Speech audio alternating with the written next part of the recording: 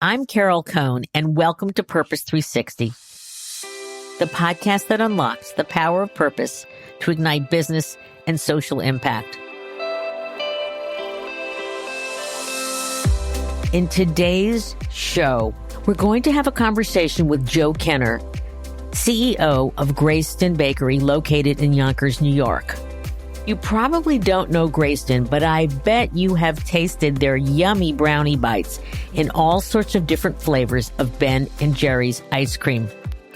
The company was founded 41 years ago by Bernie Glassman, who had a vision that could you provide jobs to people to truly help empower and elevate their human potential.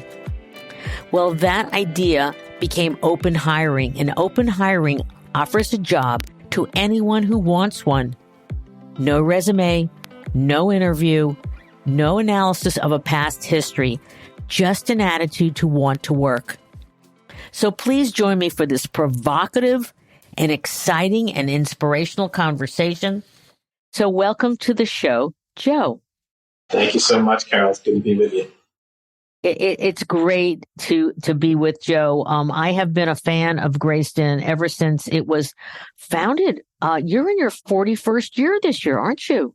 It's amazing. 41 years now. It celebrated the 40th last year with a great gala.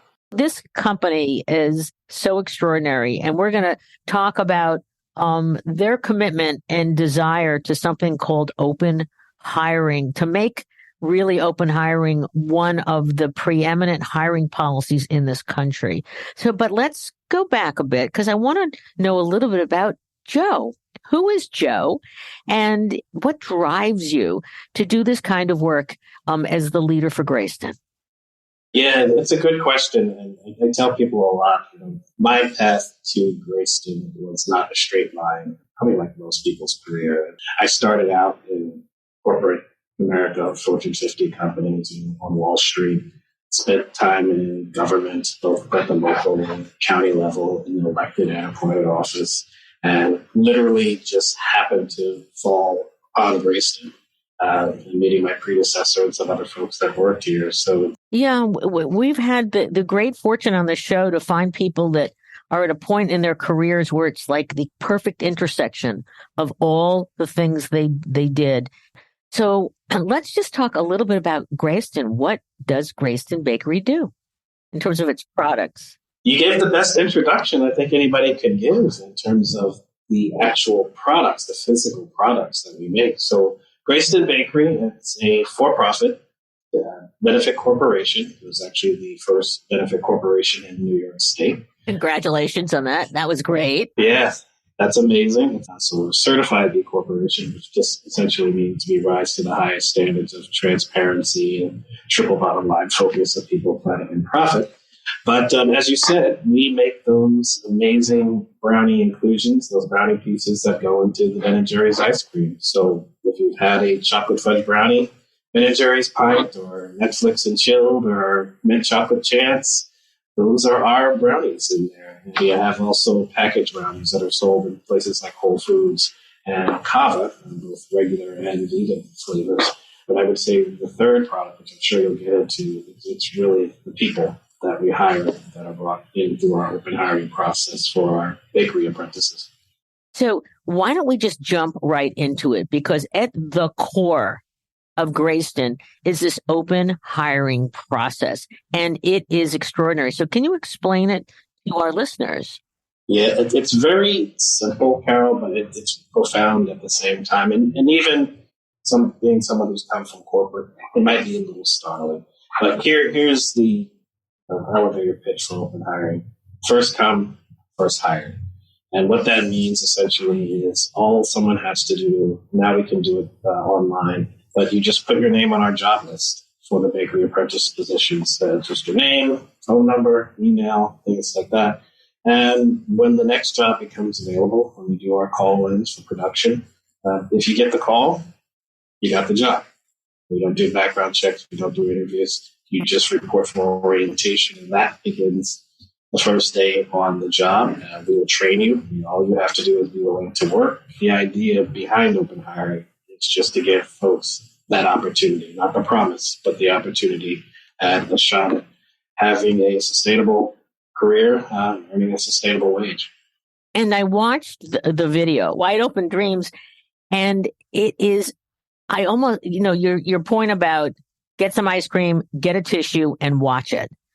Because to see the incredible potential just absolutely in front of you and the pride and the confidence growing in each individual is just the way we should be across this country. And so I know that you talk about that there's 10 million people out there that want a job. And then there's all these jobs that want people. And why aren't they connecting? So let's go to the derivation of open hiring. And I'd love you to talk about Bernie Glassman because he saw this in his mind and in his heart. Greyston was founded on an idea. We were founded in 1982, so as I said, we've been celebrating 41 years. He saw a need in society, and his idea was that, why is it that we have so many folks on the streets that are homeless, that are looking for work, want to work? It's the key piece here, but cannot find opportunities to get a sustainable job because of our own discriminatory practices against folks who are formerly incarcerated or are homeless. He saw it as an injustice that, we have people that want to work but can't work because they're excluded because of their past or their backgrounds. He decided, what, we're just going to pull in those folks who are on the streets looking for work and just going to ask them, if you want to work, we'll teach you a skill.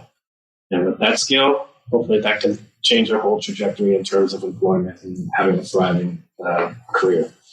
That's how open hiring came to be. Bernie saw it as, the one way we could give people hope, the one way that we could change somebody's lifetime trajectory is through that one job. How many people have come through this incredible journey? I mean, well, you think about 40 years, right? And now the bakery has about 120 employees, 80 are the open hires. So you just, over time, literally hundreds of folks have gone through this bakery. And it's not just, as we like to say, it's not just the people we hire that are impacted. It's the families that they're connected to. It's the communities that they're a part of here in Yonkers, New York, and the surrounding area. So we're not just impacting that one person. It's really all the families that are connected to them. So we're talking thousands over years that have been impacted by Greyston.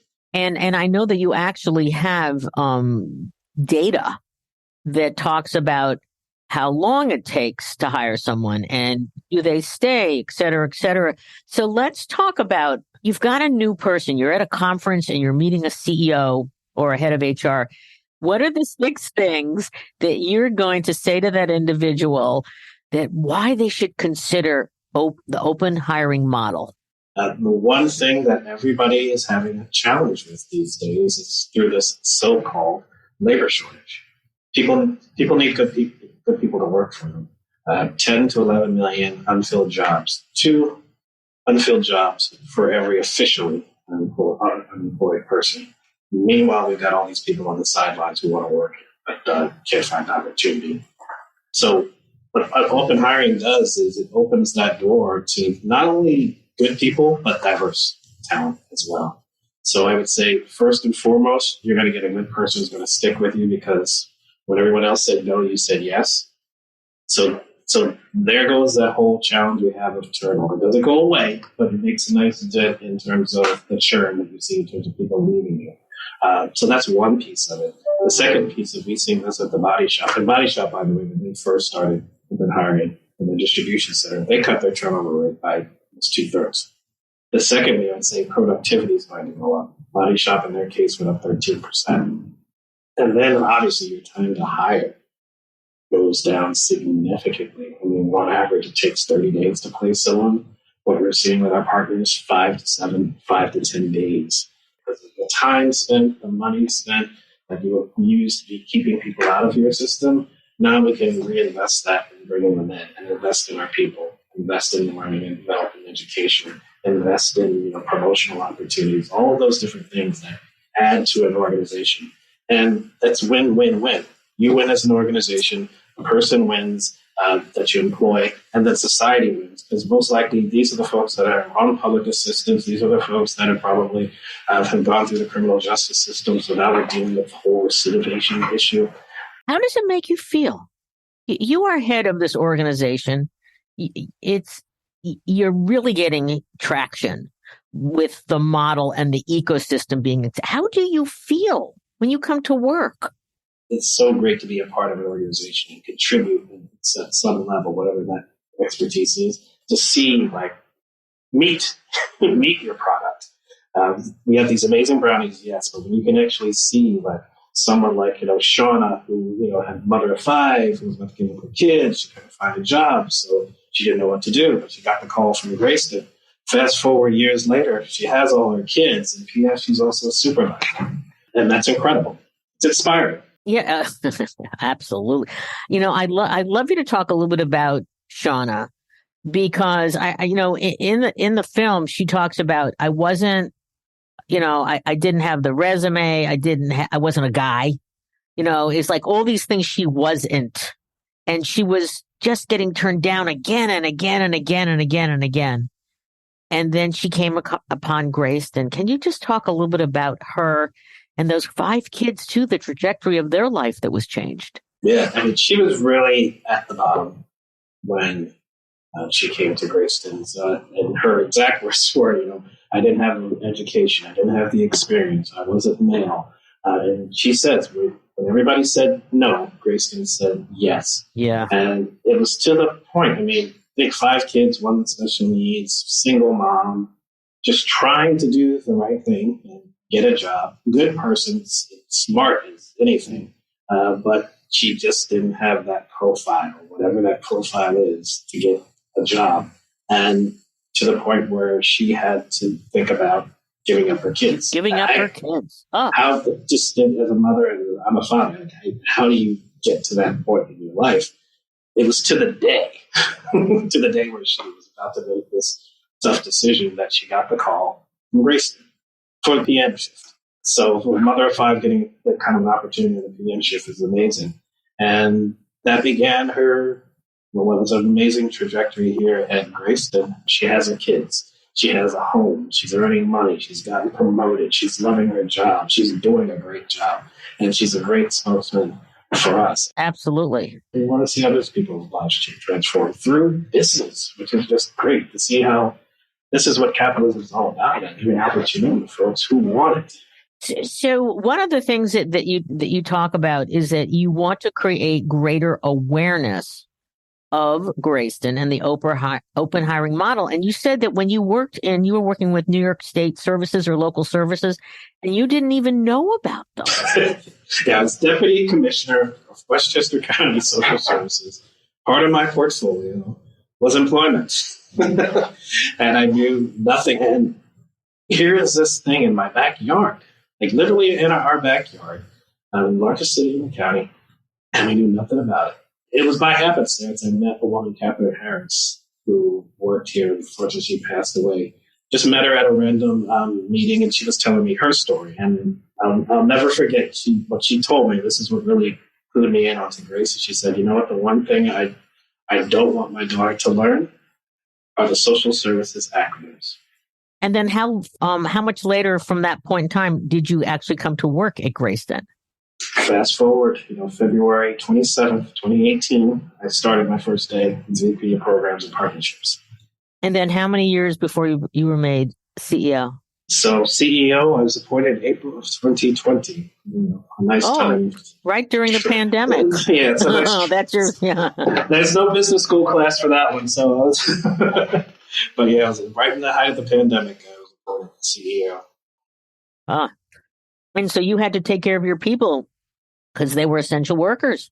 Yes, yeah, we were deemed essential. The bakery was definitely deemed essential because of manufacturing. So this incredible group of folks were operating really 24/7 because also at the time of the pandemic, you remember people were at home, they were shopping, online, and amazing enough, this was a tailwind. People were putting those Ben & Jerry's pints in their e-carts, so that was flying off the shelves, which meant The bakery was producing at rapid speed in terms of meeting the needs of our customer. So, at a trying time in our country, and particularly in Yonkers, where we were the ground zero for COVID cases and deaths, people were working while nearly 20 million other fellow citizens were out of work. We really had to write our own playbook as we went along. And you did it successfully. How did your colleagues, a year later, when you understand the protocols and such, and they're still probably working at breakneck speed, how did they feel about their rising to the challenge? This is what I really learned, the value of the team and the people you had on your team. Folks figured it out. They figured out how to communicate. And again, not without our tough times. It was very stressful here. And at one point in time, I wasn't even going to the bakery because we just weren't sure how to communicate with each other. But I would come to my office here at the foundation, just communicate with the folks. We would literally meet every morning online through Teams and Zoom just to talk about what's the latest CDC data telling us. How are our employees doing? What challenges are you facing? How can we support one another? It was a tough time. Yeah. The reason I'm probing on this and going deeper is that I want our listeners to understand that through open hiring, just because someone didn't have an advanced degree, a college education, or maybe they served time, that as individuals, they were committed to the company, that they had their own self-worth, and they came up with solutions. And so open hiring is not just someone who's moving boxes around a distribution center. It's about people bringing their full potential. And, that's why I wanted you to talk about the stories during COVID, because it was hard times. But you also have another part. Can you talk about why did you establish Foundation, and then what does it serve within your ecosystem? So when you go back to Bernie, when he was doing the open hiring process, it wasn't called that just yet. He found that the people that were being employed had other needs. So housing, childcare.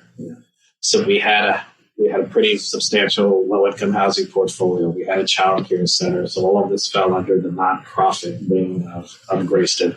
But during my time as CEO, when I came in, I felt we really had to focus and almost kind of shrink so we could grow and really focus on our core. And from the very beginning, I knew that our core was employment, inclusive employment at that. So we transitioned all of those programs to folks who had that expertise.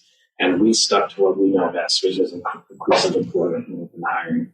So now what we now call the Greyston Employment Opportunity Center. That's the umbrella under which all of our programs fall in the foundation.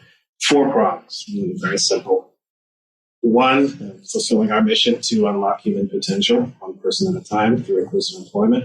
We want to see the open hiring model replicated.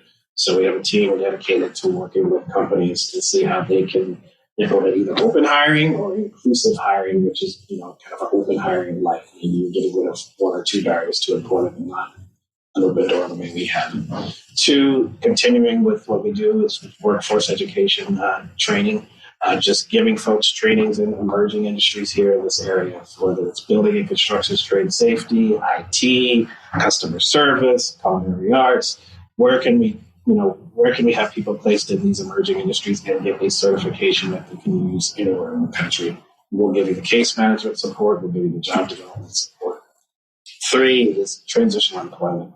So how do we get folks work ready? We have a program called the Greyston Rangers, which is essentially a program where you beautify the downtown business district and some of the gateways into the city, as well as some of the parks. You do that for 30, 60 days, and then we place you to a full-time job. The whole idea being, how do we get folks, particularly when they're formerly incarcerated or have some barrier to employment, how do we get you just work ready, taking instruction, showing up on time, and we place you into a full-time job. And then the last piece, and we do this at the bakery as well, is social services support. So what are all the things that you need, whether it's transportation, housing? How can we help you find the appropriate resources that helps you stay in your job, stay employed, and not have to worry about whether you have a crisis situation at home or you're about to get evicted or you just need some mental health support? Let us help you figure out what resources you need and who we need to connect you to. So those 4 things are what the foundation is all about. And that's really smart that you have those two arms of Greyston. Let's talk about advancing the open hiring movement.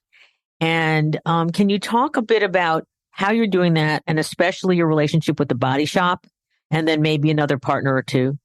And so many on the sidelines, we need other businesses to step up and look at how they can. But we need those other companies to really figure out, how do we solve this so-called labor shortage? There's no shortage. There's an outage from the business standpoint in terms of where we look and how we hire. So now it's about the Amazons. It's about the Walmarts. All these other big companies that have distribution centers and these entry-level jobs, or even on the job. How do we open those up in a way that we can bring in those folks who are on the sidelines, that we know will do good work, that we know will be loyal to you, that we know that will increase your productivity.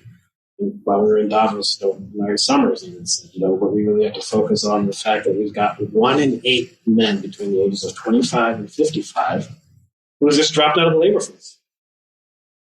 Those men who've dropped out, guess what their profile is like? Person of color, one or more barriers to employment. So I'm curious. Did you've talked about the biggest employers, the Amazons of the world? How are you making progress? I'm definitely making progress with the body shops and the IKEAs of the world. And look, being someone who comes from business and comes from corporate, we need to see that demonstration. So the more we can show to other businesses, and that's what we've been doing, and that's the whole goal of our 2030 vision. We'll show you with the data, and let the data lead you, right? Whether it's turnover, whether it's productivity, whether it's time to hire, the pipeline. It's truly advancing human potential and getting, incredible commitment. And then you also start getting the new ideas and the innovation.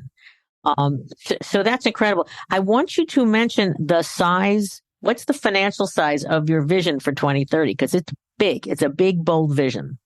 By 2030, we want to have 40,000 jobs being offered through open hiring or inclusive hiring, which is just open hiring in some form. 40,000 jobs by 2030, I would say conservatively, translates into about $3 billion of economic impact.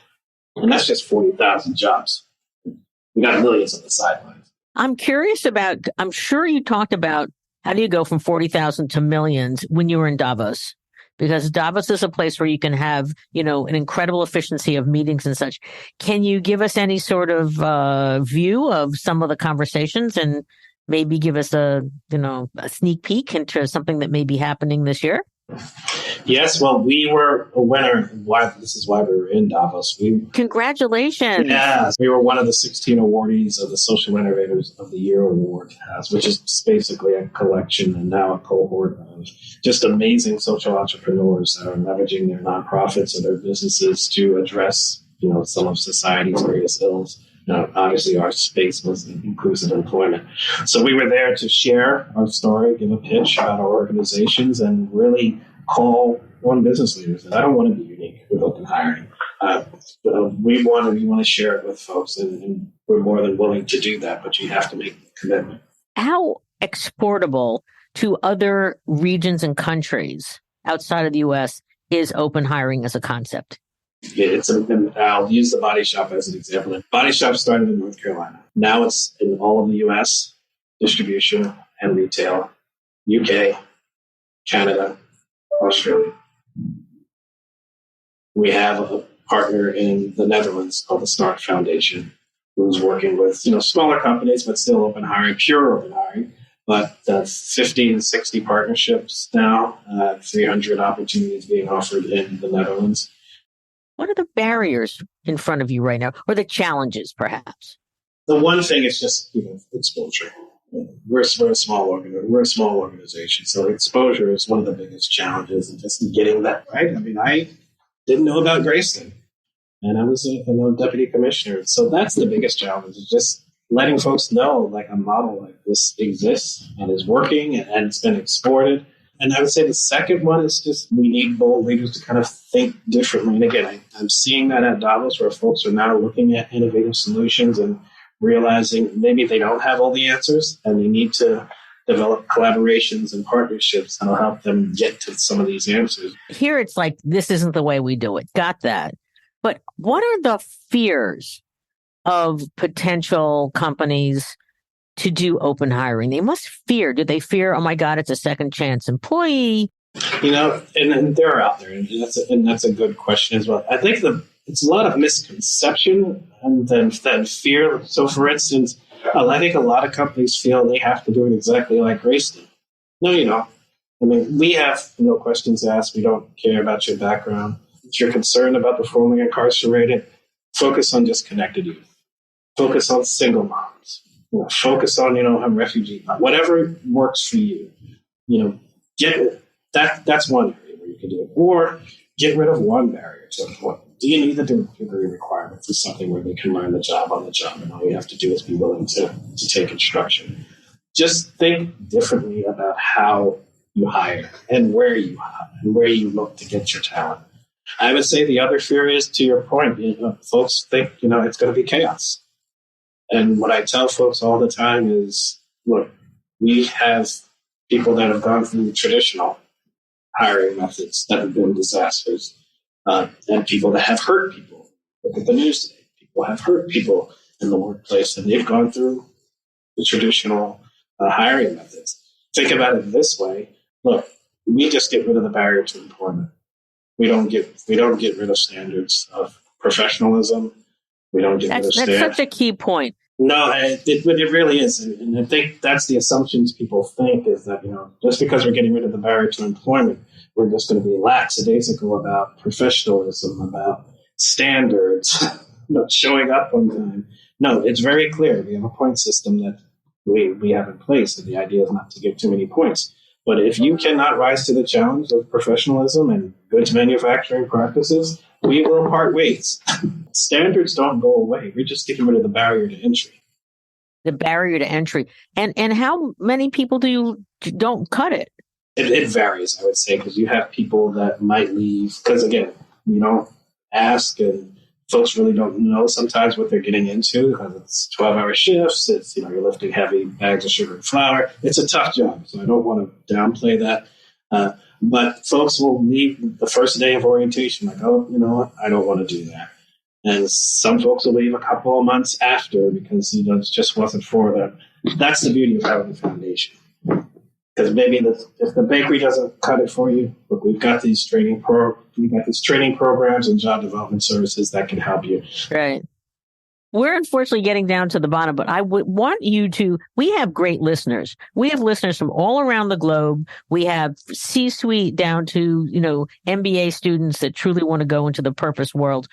What do you want to say to them in terms of helping to accelerate or amplify your movement? What I would say to really any of your listeners, no matter where they are, my mantra is buy, donate, replicate. Buy, okay. Buy, donate, replicate. What I mean by that, if you go to Greyston.org, you can buy the brownies. That was one thing that we learned during the pandemic. E-commerce really took off, and folks saw our brownies as great corporate gifts, great holiday gifts. Replicate, as we talked about. If you're in business, start with one job, which obviously is the other fear. You don't have to make your whole organization. Just start small with one job. So buy, replicate, and then donate. Support the foundation work, because that's how we provide all the training. That's how we do the replication work in terms of working with the other companies that we work with. That's how we get other people that have barriers to employment trained and employed, providing the social services support. So if you can do all three, that's great too. But at the end of the day, doing one of those three helps advance our mission to unlock human potential through inclusive employment. And how about companies that are, okay, I'm I don't know, $10 million company, whatever, I'm maybe New York based. I really want to try this. What do they do next? Yeah, reach out to our team. You can go to info@greyston.org. And we have a whole team, which is a part of our Greyston Employment Opportunity Center, that would love to work with you and start you on the journey and make you a part of this movement. That's super. So I always give the last words to my guest. You are just someone that when I come to New York, I want to come see you. So hopefully I can. I mean, I'm an ex-New Yorker. I grew up in New York, grew up on Long Island. There'll be a box of brownies for you. Oh my God. Yeah. My brain will love it. My heart will love it. My hips will. So, what are your final words in this wonderful conversation? I would say for folks, just take the first step, go to Greyston.org and just find that one job, and we can help you do it. And Greyston.org, sign up for our newsletter, reach out to us at info@Greyston.org, and let's get started on this journey together. That's super. So Joseph Kenner, I mean, I think, gosh, the right person in the right place, the right time, with incredible humility and ability. And, I totally believe that you will advance this movement to get to the 3,040,000, but you're not going to go to 40,000. You're going to go to 100,000. You're going to go to 1 million. You're going to change the face of hiring in this country. And I will be honored to say I interviewed you in 2023, and I knew this guy when he is just, he's changed the face for humanity. Exactly. And we'll do it together.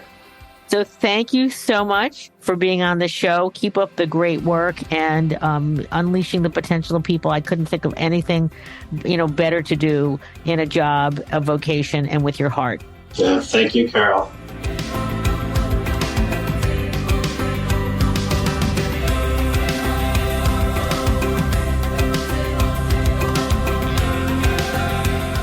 This podcast was brought to you by some amazing people, and I'd love to thank them. Ann Hundertmark and Kristen Kenny at Carol Cone on Purpose, Pete Wright and Andy Nelson, our crack production team at True Story FM, and you, our listener. We love hearing from you, so please give us feedback. Let us know names of people you'd like to hear on a future episode. How about some new questions to ask? And also, please rate and rank us, because we really want to be as high as possible as one of the top business podcasts available, so that we can continue exploring together the importance and the activation of authentic purpose. We all know every company, every brand, every not-for-profit must define their purpose, refine it, and activate it and evolve it over time so it has the greatest impact on business, growth, and society. And by listening to these episodes and sharing them with your colleagues and talking about them, I want to inspire you to have an amazing answer to this question: what is the power of your purpose? Thanks so much for listening.